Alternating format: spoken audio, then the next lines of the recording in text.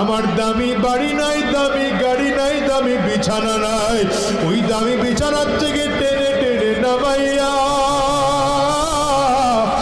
নিচে চাটাই বিছাইয়া শোয়া দিবে। আরে তোমাকে আমাকে একদম পুরাতন চাদর দিয়ে ঢেকে রাখবে।